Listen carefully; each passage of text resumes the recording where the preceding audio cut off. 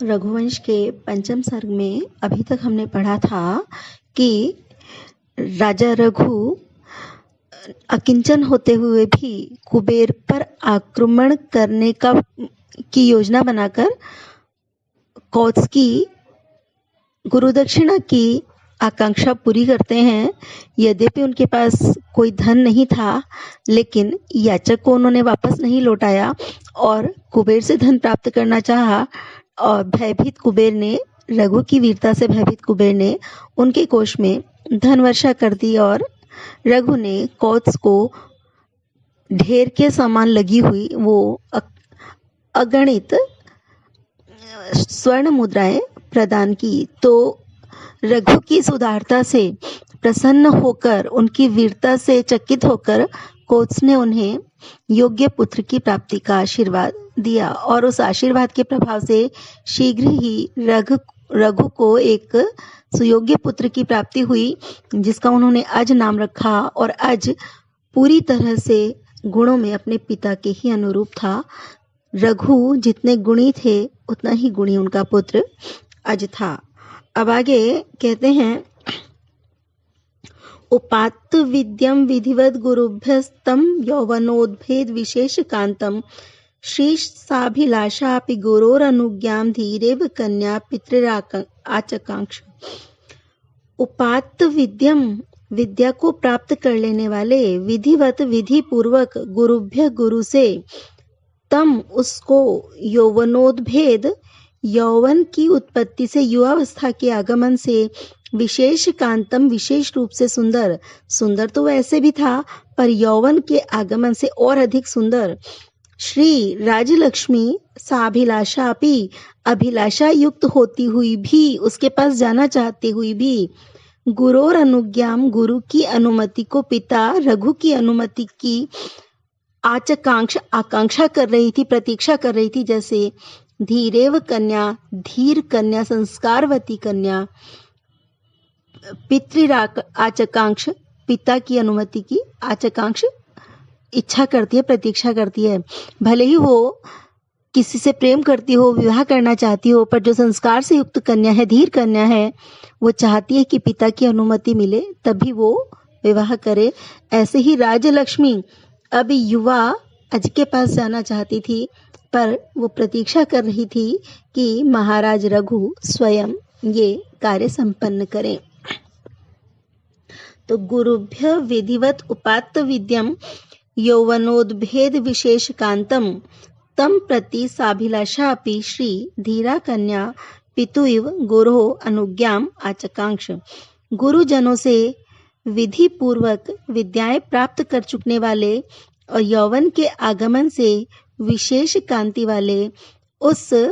अज के प्रति अभिलाषा युक्त होने पर भी राजलक्ष्मी उसी प्रकार गुरु अर्थात रघु की अनुमति की प्रतीक्षा कर रही थी, जैसे धीर संस्कारवती कन्या विवाह के लिए पिता की अनुमति की प्रतीक्षा करती है, स्वेच्छा से कोई कार्य नहीं करती। तो अब इस श्लोक से पता चलता है कि आज सारी विद्याएं प्राप्त कर चुके हैं, उनका ब्रह्मचर्य आश्रम पूर्ण हो गया है और अब वो युवा हो गए हैं और युवराज बनने के योग्य हैं और विवाह के योग्य भी हैं। तो इसमें आज की विद्या प्राप्ति का उन्होंने संकेत कर दिया कि वो विद्या प्राप्त कर चुके हैं और युवराज बनने के योग्य हैं। तो उसी समय संयोग से एक ऐसा प्रस्ताव आता है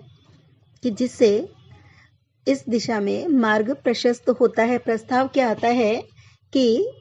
विदर्भ के राजा भोज अपनी बहन के स्वयंवर के लिए आमंत्रण भेजते हैं रघु के पास।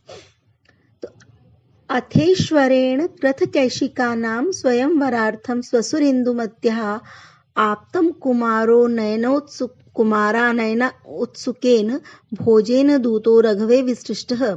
अथेश्वरेण, अथ तब ईश्वरेण राजा के द्वारा, स्वामी के द्वारा,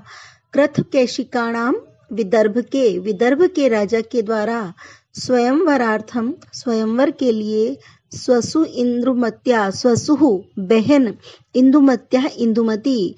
बहन इंदुमती के स्वयंवर के लिए, आप्तः विश्वसनीय कुमारानयन उत्सुकेन, कुमार अज के आनयन बुलाने के उत्सुकेन उत्सुक, कुमार अज को बुलाने के लिए उत्सुक, भोजेन भोज के द्वारा, दूतो दूत, रघवे रघु के पास, विसृष्ट भेजा गया।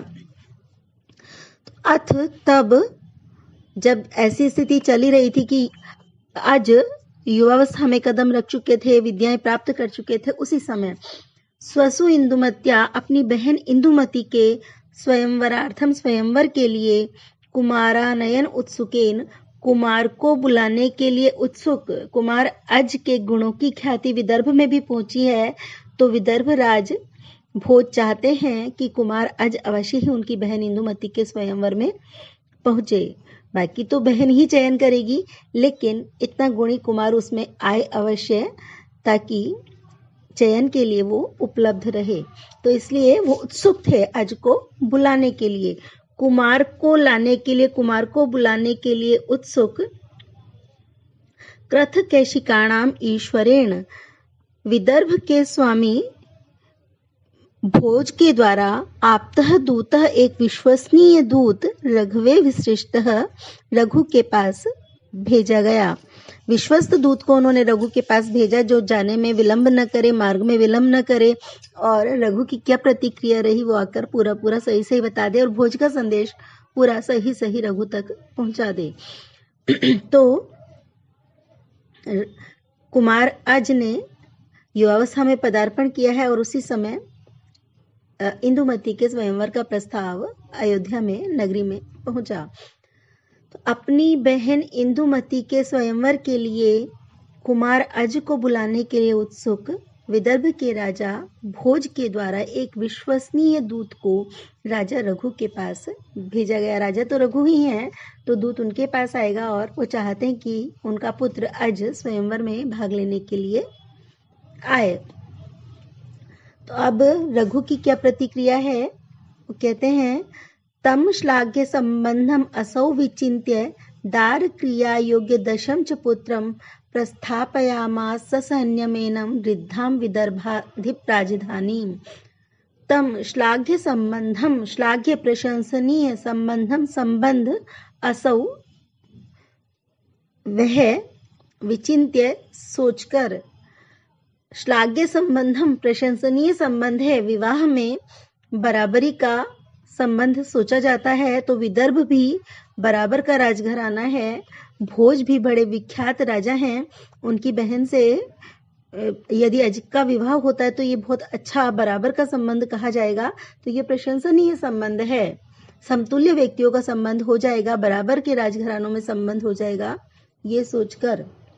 श्लाघ्यम संबंधम असौ विचिन्त्य, असौ उसने, उस रघु ने, विचिन्त्य सोचकर, दार क्रिया योग्य दशम च पुत्रम, च और पुत्रम पुत्र, दार क्रिया योग्य दशम, दार क्रिया, दार कहते हैं पत्नी को, दार क्रिया पत्नी को ग्रहण करने का जो कार्य है, अर्थात विवाह, विवाह योग्य दशम, विवाह के योग्य दशा वाला, पुत्रम पुत्र को, और पुत्र को विवाह योग्य अवस्था वाला, विचिन्त्य सोचकर, प्रस्थापयामास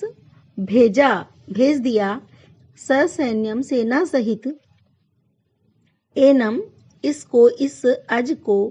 रिद्धाम समृद्ध, विदर्भाधिप राजधानी, विदर्भ के राजा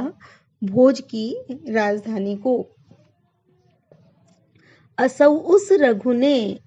तम श्लाघ्य संबंधम विचिन्त्य, उस प्रशंसनीय संबंध का विचार करके कि भोज के साथ संबंध होना प्रशंसनीय होगा, बराबर का होगा, पुत्रम च दार क्रिया योग्य दशम विचिन्त्य, और पुत्र को विवाह योग्य अवस्था तक पहुंचा हुआ सोचकर, ससैन्यम सेना सहित, एनम इसको, रिद्धाम विदर्भाधिप राजधानी प्रति प्रस्थापयामास, समृद्ध विदर्भ राज भोज की राजधानी की ओर भेज दिया। तो उस रघु ने विचार किया, प्रस्ताव आया तो कि क्या करना चाहिए, तो उनको लगा कि ये बहुत अच्छा प्रस्ताव है, बराबर का प्रस्ताव है, अगर संबंध होता है तो सब प्रशंसा ही करेंगे, प्रशंसनीय होगा संबंध। और इस समय पुत्र की अवस्था भी विवाह योग्य हो चुकी है, तो उसे विवाह के लिए उचित समय है उसका। यदि इंदुमती से संबंध होता है तो अच्छा ही है। और विदर्भराज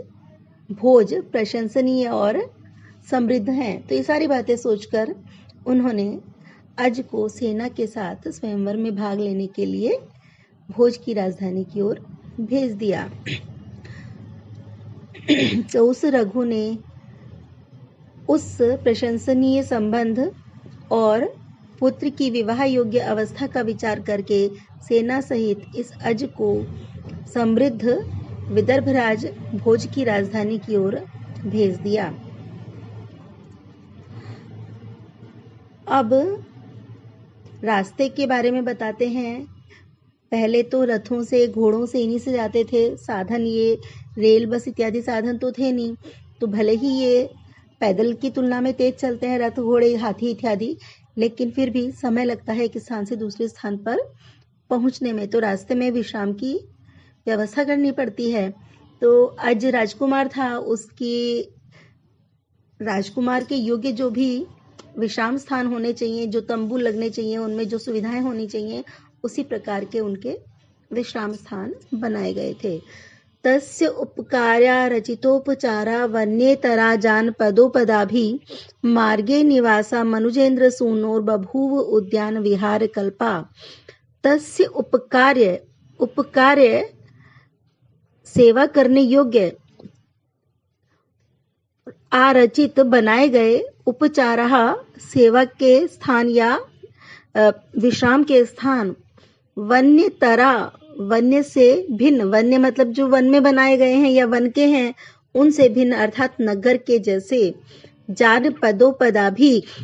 जानपद नगर के उपदाभि सुविधाओं से, साधनों से, बिस्तर इत्यादि जो नगर में उपलब्ध होने वाले साधन हैं, नगर के सुविधा साधनों से वन्यतरा वन्य से भिन्न अर्थात नगर के ही प्रतीत होते थे। मार्गे निवासा मार्ग में निवास स्थान, मनुजेंद्र सूनु मनुजेंद्र राजा रघु के पुत्र अज के बभूव हुए, उद्यान विहार कल्पा उद्यान में विहार के समान। उपकार्या रचितोपचारा सुविधा भोगने के योग्य, उसके लिए उपलब्ध कराए गए विश्राम स्थल, जानपदोपदाभि नगर में मिलने वाले सुविधा साधनों से, वन्यतरः वन्य से भिन्न अर्थात नगर के तुल्य ही, तस्य मनुजेंद्र सूनु उस राजकुमार अज के मार्गे निवासा मार्ग के निवास स्थान, उद्यान विहार कल्पा बभूव उद्यान में उपलब्ध विहार स्थल के समान, कल्पा समान, बभूव हुए, हो गए। तो सुविधा भोगने के योग्य के लिए, जो सुविधा भोगने के योग्य है ऐसे, उसके लिए बनाए गए जो विश्राम स्थल हैं वे नगरीय सुविधाओं के कारण, शयन इत्यादि नगरीय सुविधाओं के कारण वन्य से भिन्न अर्थात नगर के जैसे ही बने हुए राजकुमार अज के मार्ग के निवास स्थान, उद्यान में विहार के समान ही हुए। तो अज के लिए जो मार्ग में निवास स्थान बनाए गए थे उनमें इतनी सारी सुविधाएं उपलब्ध थी कि लगा ही नहीं कि वो रास्ते में कोई विश्राम स्थल में, कोई तंबू में रह रहे हैं, वो उद्यान में बने हुए विहार स्थल के समान ही प्रतीत हो रहे थे। तो रास्ते में भी सारे सुख साधन उपलब्ध थे और अज इस प्रकार से विश्राम करते हुए विदर्भ राज की राजधानी के पास पहुंचे। अगले श्लोक में यही वर्णन है कि किस प्रकार से वे धीरे धीरे राजधानी के पास पहुंच गए। स नर्मदा रोधसी सिकराड्रई मरुद्भिर आनर्तित नक्तमाले निवेशयामास विलंघिताध्वा क्लांतम रजोधूसर केतु सैन्यम। स उस अज ने नर्मदा रोदसी नर्मदा नदी के तट पर सीकर आर्द्रई सीकर से जल की बूंदों से जो छोटे छोटे कण हैं जल के उनसे आर्द्रई गीले मरुद्भी वायु से जल कणों से भीगी हुई नम वायु से आनर्तित नक्त तमाले अनर्थित नृत्य कराने वाली उनको कपाने वाली तमाल वृक्षों को नृत्य कराने वाली निवेशयामास ठहरा दिया विलंघिताध्वा मार्ग को पार कर लेने वाले ने क्लांतम थकी हुई और रजो धूसर केतु धूल से धूसरित पताका वाली सैन्यम सेना को विलंघिताध्वा स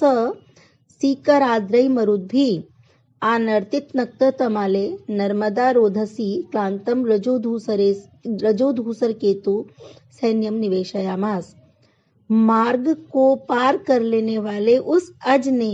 जल कणों से नमी युक्त वायु के द्वारा हिलाए जाते हुए तमाल आदि वृक्षों से युक्त नर्मदा के किनारे पर थकी हुई और धूल धूसरित पताका वाली सेना को ठहरा दिया। तो यहाँ पर क्या सूचना मिल गई हमें इस श्लोक में कि चलते चलते अज अपने गंतव्य तक पहुंच गए हैं और वहां जाने से पहले उन्होंने अपनी थकी हुई सेना को एक विश्राम स्थल में नर्मदा के किनारे पर बने हुए विश्राम स्थल में उनको ठहरा दिया, उनको आराम करने का अवसर दिया। तो पहुंच गए हैं और नर्मदा के किनारे पर विलंघित आध्वा मतलब पहुंच गए हैं, मार्ग को पार कर चुके हैं। तो बस राजधानी में जाने से पहले उन्होंने अपनी सेना को विश्राम का अवसर दिया। ये आज के स्वयंवर तक पहुंचने का इन्होंने वर्णन किया है।